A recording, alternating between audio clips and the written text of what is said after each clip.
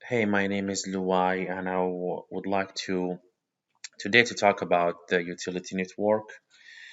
The purpose of this presentation is to give you a little bit of an overview about the utility network.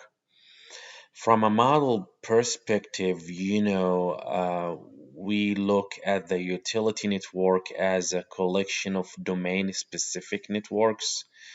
So what do I mean by domain-specific networks? These are the commodity. These are your electric, your water, could be your teleco, could be your rail, and common things about these networks include, requirements to trace to be able to understand how things flow and the ability to integrate that commodity network with a structure network. So, for example, wires are structurally associated with poles. It's really important that an important concept in a utility network configuration. So there is a shared structure network that supports one or more domain or commodity networks. Here we could see that domain networks have some very common property. They have a number of layers. They are actually five. There are actually five layers in total for a domain network. The first layer is a device. So the device represents the operational configuration. It's something that has a commodity value, some sort of cost value. It's either got a load value or it is consume or meter loads, or it has the ability to operational connect and disconnect. The second category I would like to talk about is a line. So line represent the linear property along with which the commodity flows. Junction is another point, just like a device, but it does have operational property. It just connect your lines, so it is not smart. Uh, it is not capable of doing anything.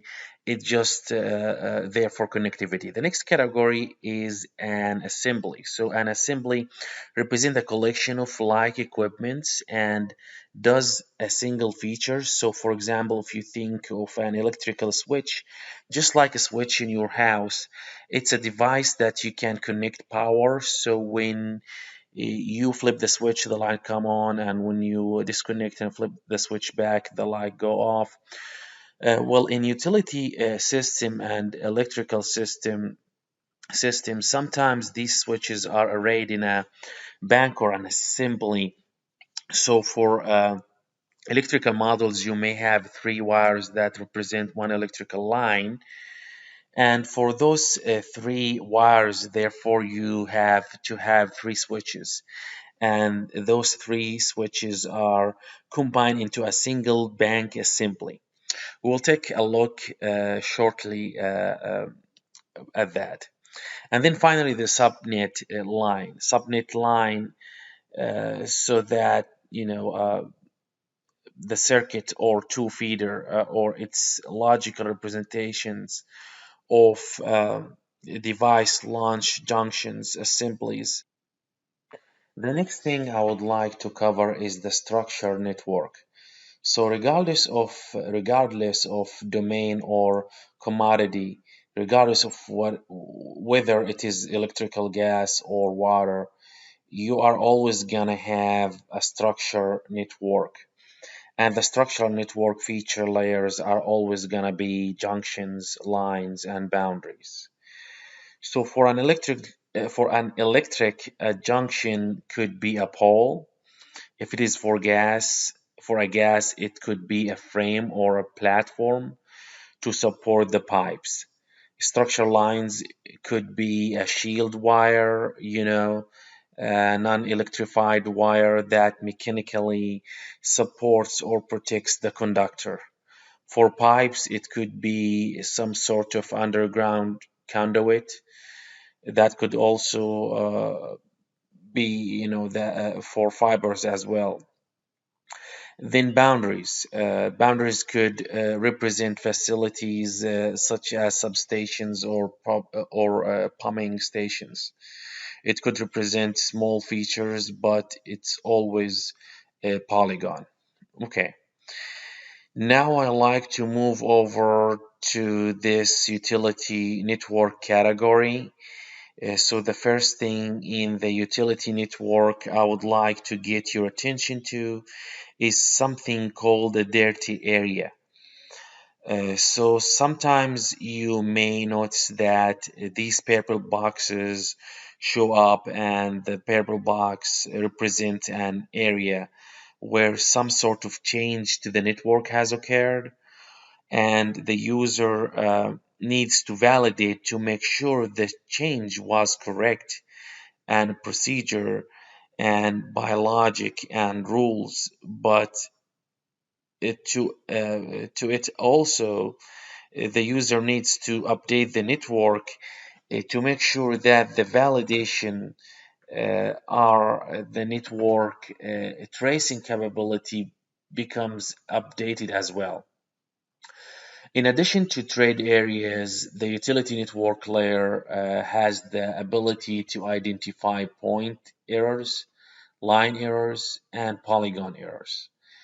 These errors represent specific features that are throwing back either some sort of validation restrictions or some sort of connectivity behavior that not enforced by a rule. Then the service territory is just the region of the network. In the utility network, you can only edit features within the service territory. I think there is a 10% boundary, but you really want to be careful about that. I would like to talk about or talk through the network diagrams, just a little bit. Diagrams are basically schematic representations of geographic features in a network diagram. You do have templates, and you have the diagram itself, and then you will notice up there we've got the rules, network rules, and the attribute rules. And it's important to differentiate between the two. Remember that a network rule pertains the connectivity, the structure association, or the containment association, while the attribute rules do things like calculate constrain, or participate in a validation. And then the tiers and subnetwork. We'll get into that in other videos. Let's take a look at the utility network for an electrical, gas, and water system. So we will begin with the electrical model. This model has both electric transmissions and electric distributions. So looking through the table of contents, you see electric transmission, distribution, and our structural network. You will see a structural network in every example that we cover. Looking at the electric transmission network, remember devices, assemblies, junctions, and lines. So electrical transmission devices include things such as arrestor. So an arrestor is an operational device that's designed to passively monitor surges. So if a power surge comes down the line or comes down a wire and it hits this arrestor, normally in under normal operating temperatures, this arrestor acts as an insulator. So it's a barrier. Electricity cannot cross it. But because surges have higher than normal temperatures, The high temperature causes the arrestor to change from an insulator to a superconductor, and the power flow, the surge, the buildup of load will go down through the arrest or down to the ground. So an arrestor is an operational device. A relay is a type of switch. We have other switches as well. So remember, devices are things that open and close. So arrestor, relay, and switches, these things all open and close. Transformers, regulators, power factor, correcting equipment, generation, storage. These things all have properties that provide load, that start load. They may or may not be collectors, but they establish load um, parameters. Then you have a meter, which receive load parameters. So these things are all indicative of devices that either have some sort of operational capability that can connect or disconnect or receive or change the flow of power. Now remember, assemblies are clusters of devices, so there are three arresters in a row, or three switches in a row. So it's like a container. It's a point-based container, but these are really field position pieces of equipment that are designed to support your network. So if we come in here, let me go to the distribution network. So same thing, devices, assemblies, junctions, lines. So I'm going to take the assembly and pump it up a little bit. So these are transformer assemblies, and if I go into containment in that assembly, you could see all the features that are contained within that assembly. So if I were to look at the attribute table, we can see that the assembly, which is represented by this blue dashed outline, we could see that assembly contains connection points, fuses, and transformers. So an assembly is a container of a number of devices that represent a single operation of facility on your system. Now, while I'm here, we are talking about containment as an association, and I mentioned this before, but let's look at electrical association. So if I want to turn on my associations, I can see the electrical connectivity properties, which I'm designating in red of all the devices in this assembly. So you may be asking why you are building these associations that don't necessarily show up. Well, it's a logical relationship. It's not a relationship, but it's a logical relationship between two features that is more performant than actually drawn a line. So we are keeping the connective properties without the cost of having to render a few line value, if you will. And I will just go ahead and continue through with the distribution network here. So junctions represent those points. As you see here, it's called a connection point. It's just a reference point where lines can meet each other at a junction, but don't have to have an operational device to support it. One particularly interesting features of electrical junctions or these things called riser. So some electrical wire are above ground, some are below ground. Now, to go from above ground to below ground, you need a riser. And this riser is simply just the mechanism that takes a wire from underground to above ground or above ground to below ground. For you to be able to connect an underground line to above ground line in the utility network, you need a riser. So this is an example of an edge junction edge network rule. So you could have an overground line as one edge. The junction is a riser, and underground line is the other edge. And then you've got your line features, which represent your linear assets, your linear connected values. This network has two tiers, and it has a low voltage tier and a medium voltage tier, and that represents here in this line feature. And then finally the circuit. So this is what we call the substation now.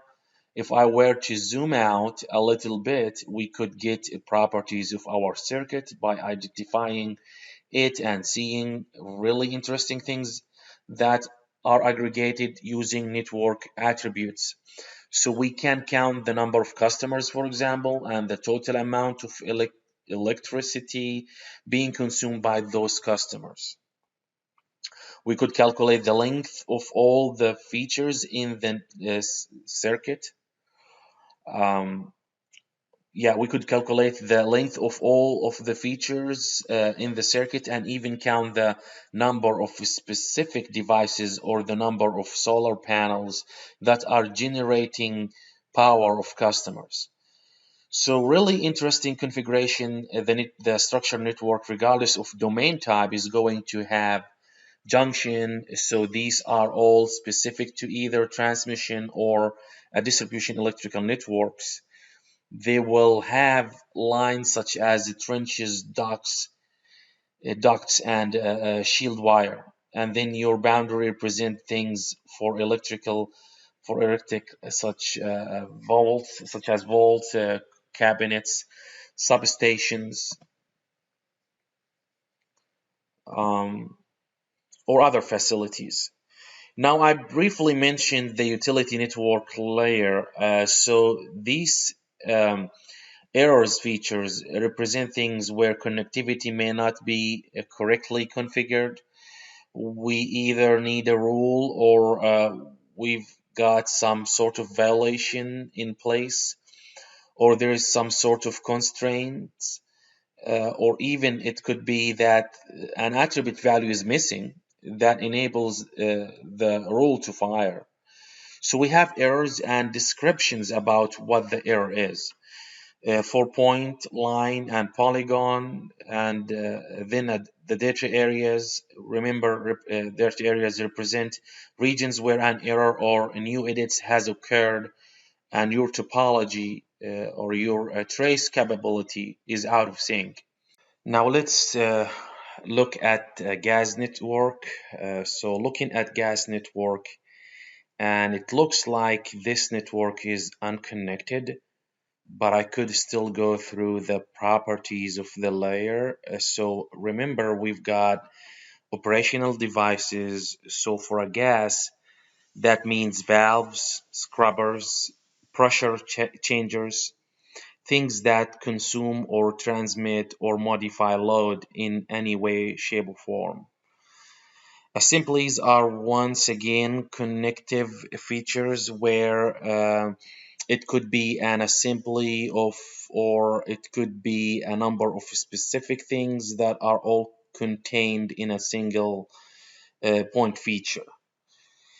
Just for clarity and user experience, junctions or you could see couplings and plugs and caps and ties and then tees and things like that. And these are all non-smart features that just connect the pipes.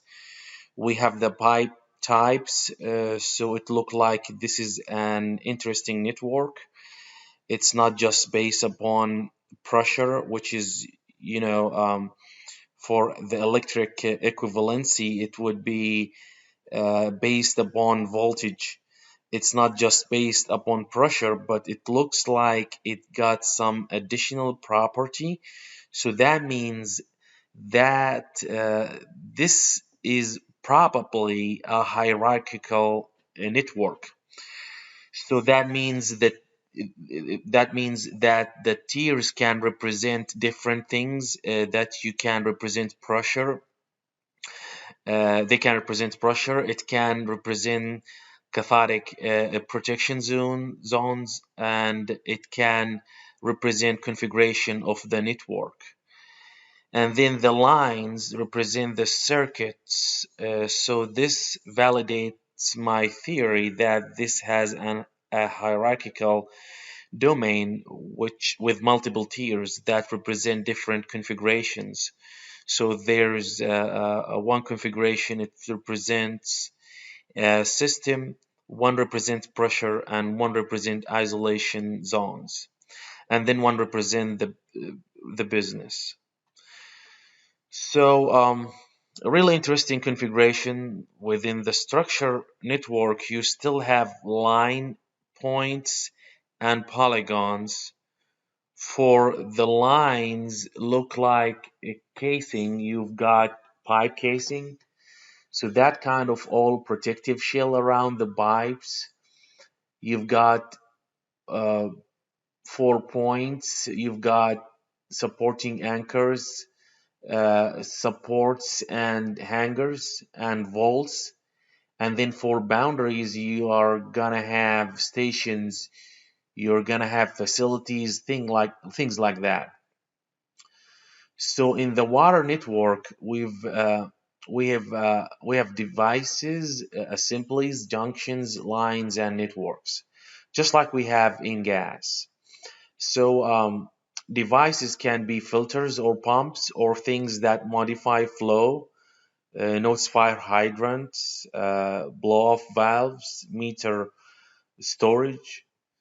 So once again, all things that either collect or transmit, water flow. Assemblies are equipments collections that represent container locations. Junction are just simple connection points, no operational capabilities. Lines represent the different type of pipes. So let's look at the networks, and we could see that there is a system network, a pressure network, an isolation network, and a DM network. So yes, this is absolutely a hierarchical configuration with multiple tiers. Looking at the structure network lines, or once again, just like gas, their casing. So casing are protective coating around pipes. The boundaries represent pump stations, vault storage, once again, area facilities, and then the structure junctions represent supporting pieces of equipment. So regardless of your domain, the structure network and utility network properties are features are all going to be the same. The point errors, line errors, polygons, you are gonna have that in every utility network. You are always gonna have dirty areas, and you are always gonna have the structure of network configuration.